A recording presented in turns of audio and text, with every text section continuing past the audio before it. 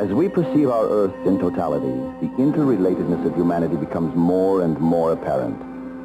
We recognize that the physical elements required for our sustenance bind us, if not yet together, at least to a common condition. The spiritual elements connecting mankind have been regenerated again and again at crucial moments throughout history by messiahs, prophets, and avatars. This phenomena of spiritual regeneration is occurring again in our time. Those with ears to hear are beginning to listen. The voice is that of Bhagavan Sri Sathya Sai Baba, revered by millions as a divine incarnation, an avatar. While described by the London Times as the most impressive holy man in centuries, he himself says his life is his message. He lives it openly and invites the scrutiny of those who would believe, not through blind faith, but through inquiry and reason.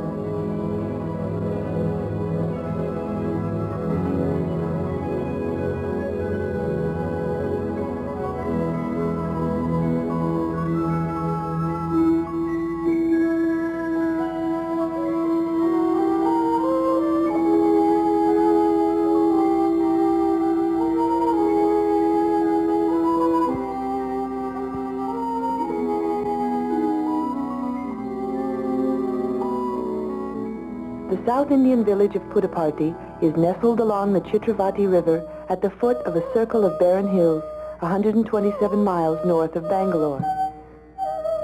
Puttaparthi is too small to be found on any map. It is miles from the nearest highway and approachable only over unpaved roads.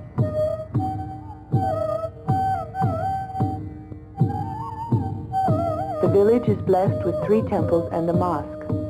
Its people live their lives and farm their land, much as their ancestors have over the past centuries.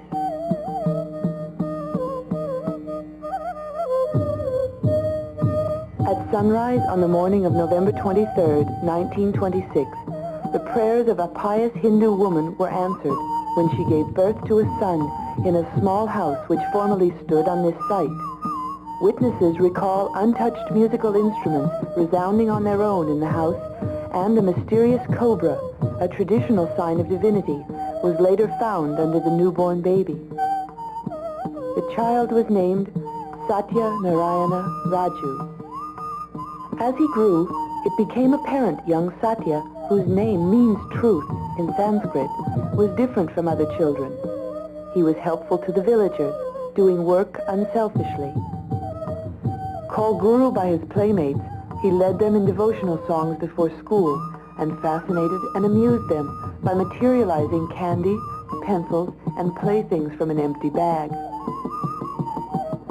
The miraculous ability to create objects, transform matter, and heal the sick, which manifested spontaneously in the child, has continued for over 40 years to amaze all who experience it. In May of 1940, 13-year-old Sathya put aside his school books and announced to his startled family that he was the reincarnation of a holy man named Sai Baba of Shirdi. While unknown in the region around Puttaparthi, Sai Baba of Shirdi was revered in the north by Muslims and Hindus. He dressed like a Muslim, but wore ash on his forehead in the Hindu custom. He slept one night in a mosque, the next in a temple. At a time and place where religious rivalries had caused wars, he achieved peace and mutual respect between the faiths by his example. As he was dying, Sai Baba of Shirdi told his followers he would reincarnate in 8 years. 8 years later, Satya Narayana was born. After revealing his identity in 1940, young Satya told his parents he belonged with them no longer, explaining his devotees were calling and it was time for him to go. He left school in October of his 13th year and began to gather followers around him. At first, there were few disciples and he lived in comparative obscurity. As more and more began to recognize his exceptional nature, he said to them, "You have easy access to me now. A few years hence, you will have to get a glimpse of me standing miles away. There will be such crowds."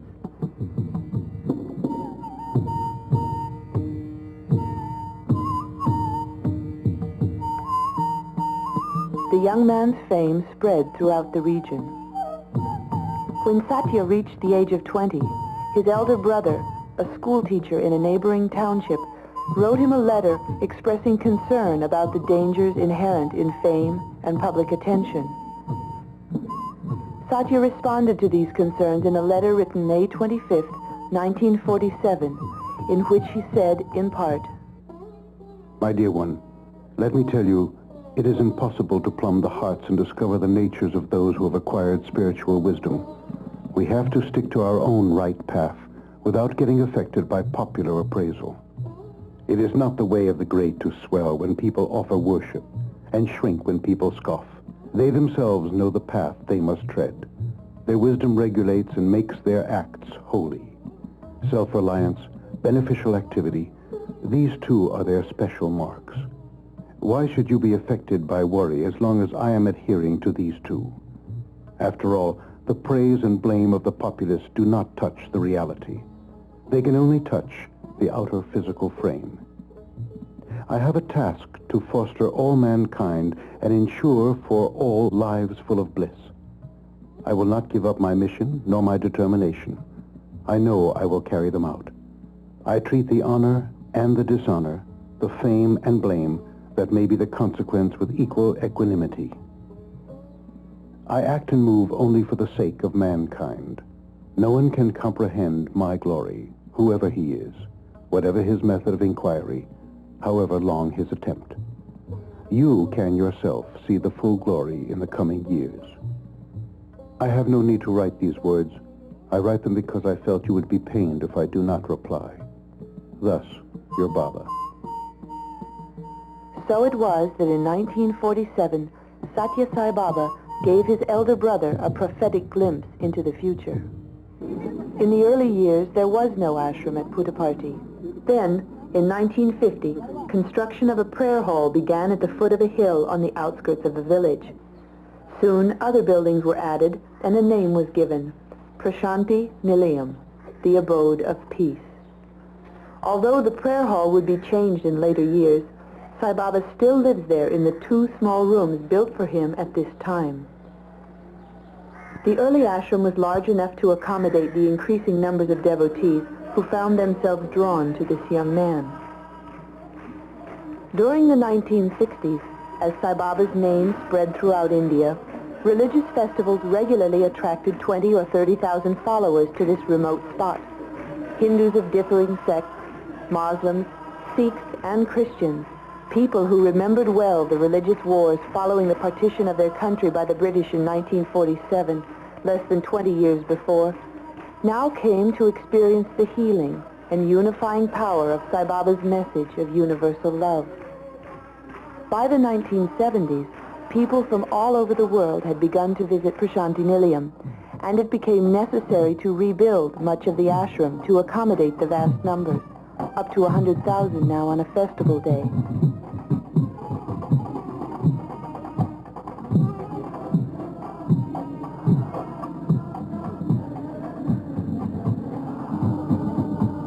The personal freedom of a carefree village boy gradually had become the confinement of one without privacy, watched constantly by devotees hoping for a look or a word, a willing captive of the love he inspired.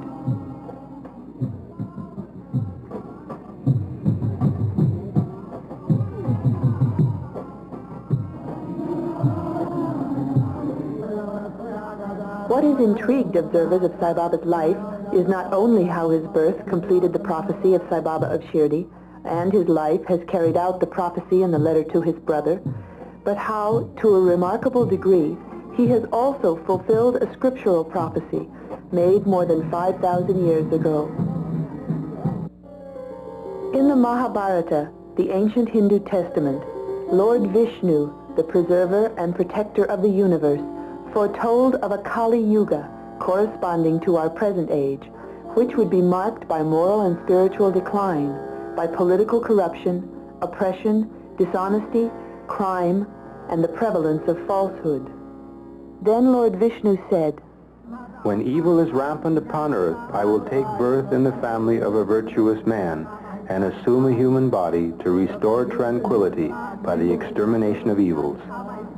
In the coming Kali age of sin, I will assume a human avatar form that is dark in color.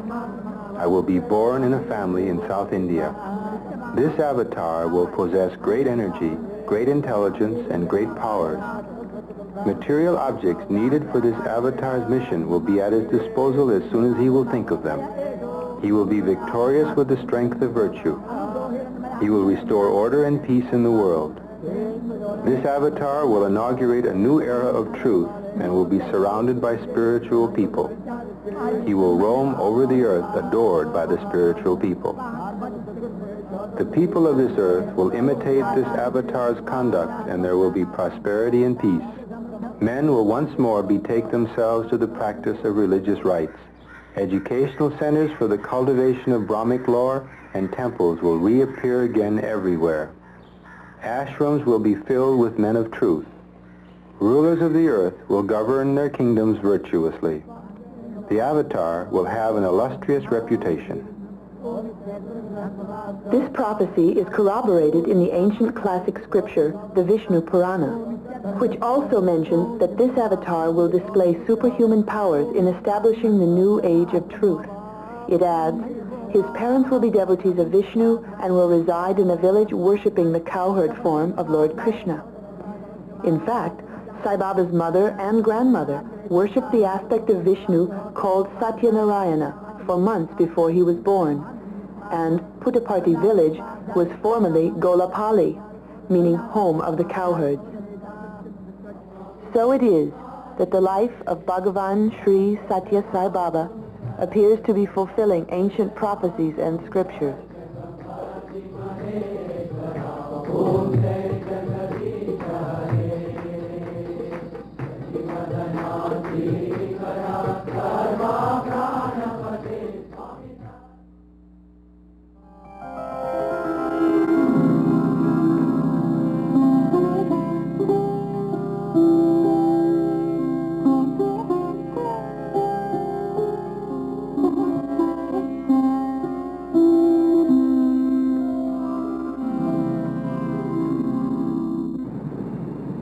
The city of Bombay is India, in fact the world in microcosm. It contains the sophistication of contemporary life over a layer of poverty and need which reflects the timelessness of the human condition.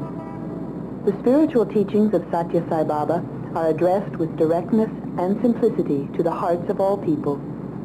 The difficulty lies not in understanding them, but in putting them into practice in daily life. In August of 1976, Sathya Sai Baba granted his first interview to a member of the press. The interviewer was R.K. Karanjia, editor-in-chief of a weekly magazine called Blitz, printed in Bombay with a circulation in the millions. The circumstances surrounding the interview are important in view of the spirit of inquiry with which Sai Baba encourages everyone to come to him. Karanjia was an avowed Marxist and considered himself a sophisticated atheist with no use or regard for the spiritual traditions of his country. Blitz magazine reflected his attitude. His decision to travel to South India to visit Sai Baba was the result of a challenge made by a colleague who confronted Karanjia with the fact that it was inconsistent to consider himself an objective reporter when he had formed his opinions about Sathya Sai Baba without ever having seen or met him. Karanjia agreed and made plans to go to Sai Baba's ashram.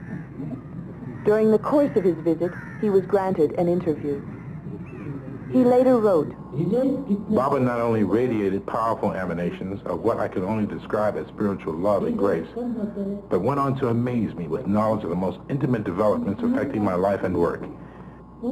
He appeared also to know beforehand the questions I had planned to ask. As soon as I began asking one, he would stop me with a gentle tap on the knee to begin answering it. I never completed the question. Still, I got all the answers. This experience convinced Karanjia of the truth of Baba's words and inspired profound changes in his life. Much of the following narration has been drawn from Sai Baba's responses during that interview. As we hear his words, we will see him walking among his devotees at Prashantiniliyam, accepting their letters and occasionally manifesting Vibhuti ash. We will see him at Vrindavan, next to the site of the Sathya Sai Baba College for Men, in a rural South Indian village, and at the Dharmak Kshetra, a center for service activities in Bombay.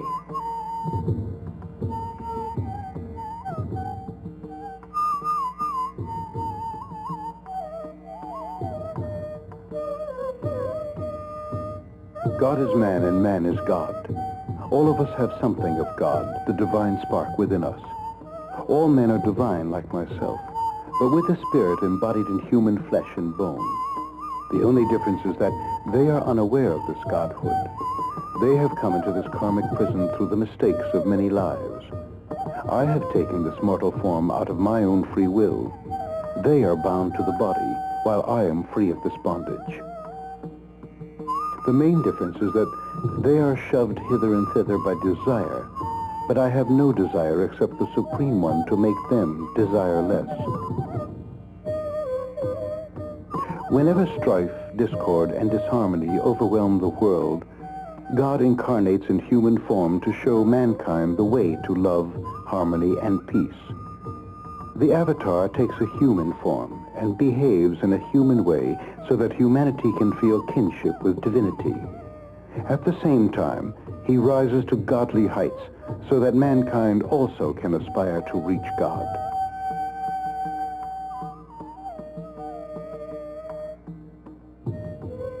The realization of the indwelling God as the motivator of life is the task for which avatars come in human form. Therefore, in my present avatar, I have come armed with the fullness of the power of the formless God to correct mankind, raise human consciousness, and put people back on the right path of truth, righteousness, peace, and love to divinity. The Vibhuti ash I materialize is a manifestation of divinity with a potent significance as well as symbolization.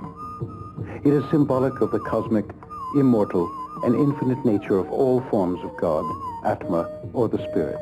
That is, what is left when everything worldly, transient, and changeable has burnt away. In the first place, it is symbolic of the life-death cycle in which everything ultimately reduces itself to ash. For dust thou art, and unto dust shall thou returnest. Ash or dust is the final condition of things. It cannot undergo any further change.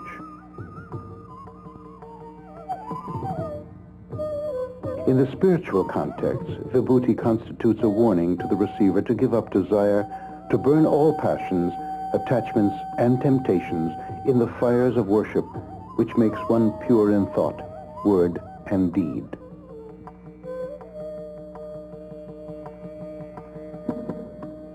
It is in order to press home this lesson that I materialize ash for those who come to me with love and devotion. Like the other materializations, it also acts as a talisman, healing the sick and giving protection to those who need it. It is a symbol of divinity, quite different from magic trickery. My powers to protect, heal, save people, and materialize objects originate in God and can be used only by an avatar.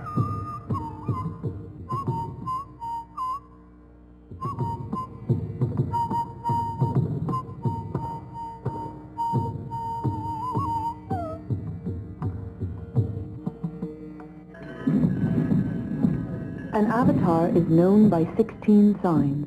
The first 15 are control of the 5 functions of the body, control of the 5 senses of the body, and control of the 5 elements of nature. These qualities are attainable through spiritual practices and disciplines. It is the 16th quality, unattainable through human evolution and existing only in the descent of the divine incarnation, which brings Sathya Sai Baba's miraculous powers into perspective. Called omniscience, omnipresence, and omnipotence, it is infinite consciousness.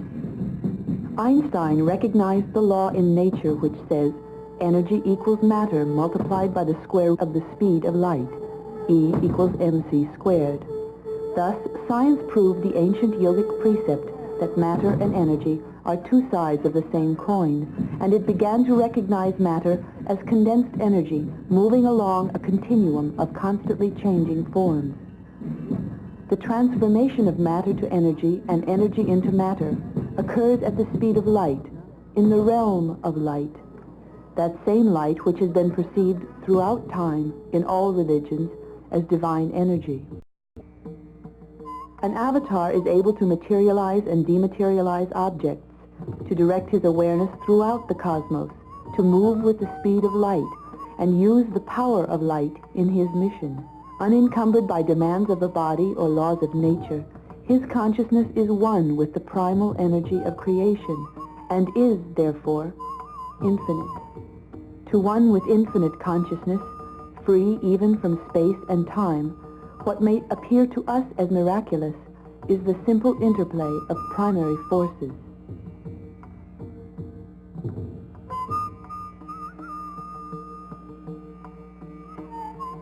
Sai Baba is seen here accepting letters from his devotees in which they ask for his help, blessings, or a much sought-after personal interview.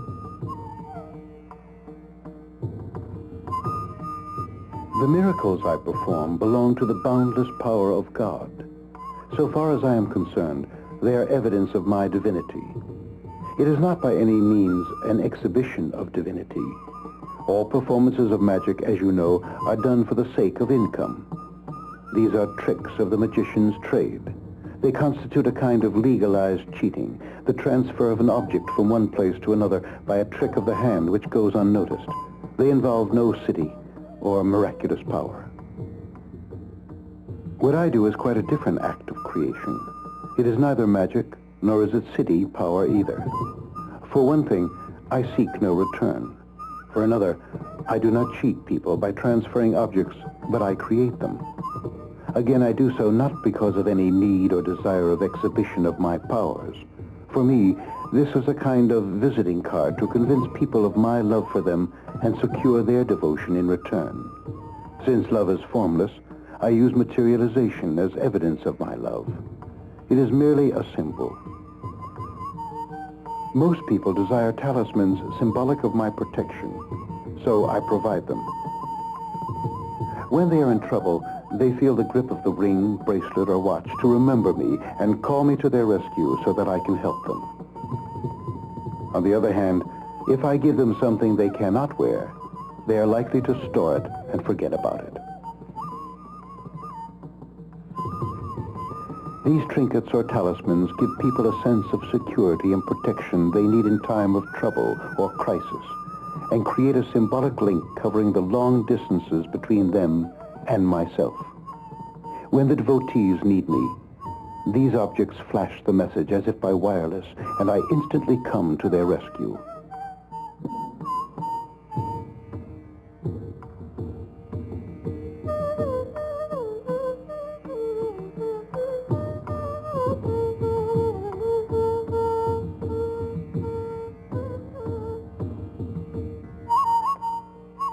I can cure, save, even resurrect people provided they are in a spiritually receptive condition.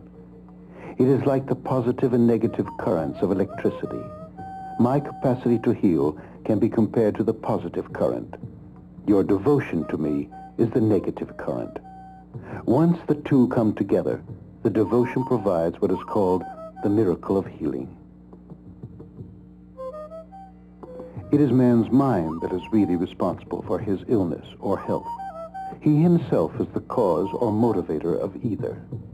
So when it comes to healing or curing, the necessary faith has to be created within his mind for the purpose. All I do is invest him with the confidence, will, and power to cure himself.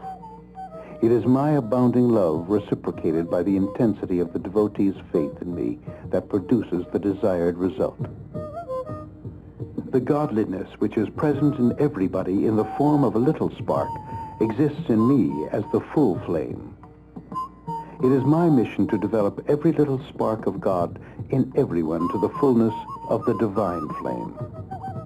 The first imperative of this development is that the receiver of the grace also provides from his or her side the devotion necessary to the consummation.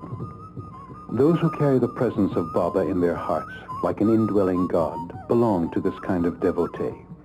They come to me, see me, and hear me, experience my love for them, and receive it with devotion. Thus, they become part of me in my divinity. To the doubting or confused ones, I give this illustration. Those who want to secure pearls from the sea have to dive deep to fetch them. It does not help them to dabble among the shallow waves near the shore and say that the sea has no pearls and all stories about them are false. Likewise, if a person wants to secure the love and grace of this avatar, he must also dive deep and get submerged in Sai Baba. Then only will he become one with me and carry me in his innermost heart.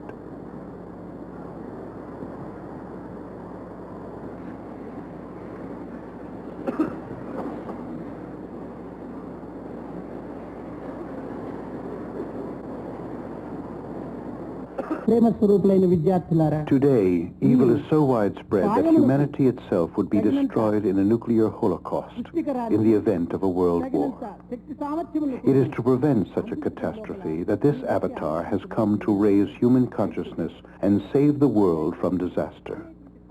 There are two ways in which an avatar can help people avert calamities: an instant solution as against a long-term one.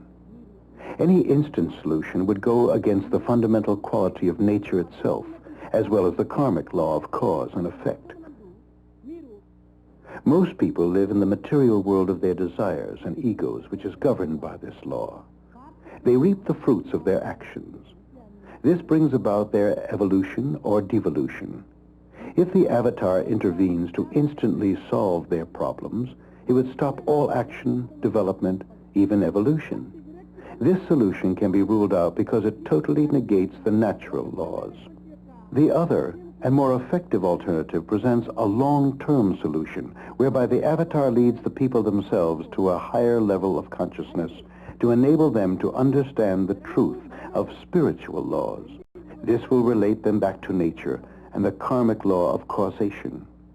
They would then transcend the cycle of cause and effect in which today they are involved as victims, and thereby command and control the natural forces to be able to avert calamities like earthquakes, floods, droughts, famine, and epidemics. If the avatar brings calamities to an immediate end, which I can and do, when there is a great need, the whole drama of creation with its karmic law will collapse. These calamities occur not because of what God has made of man, but really because of what man has made of man. Therefore, man has to be unmade and remade with his ego destroyed and replaced by a transcendent consciousness, so that he may rise above the karmic cycle to command nature and avert its calamities. This is the work of the avatar, which I am presently doing. There is only one caste of humanity. There is only one religion of love. There is only one God, He is omnipresent.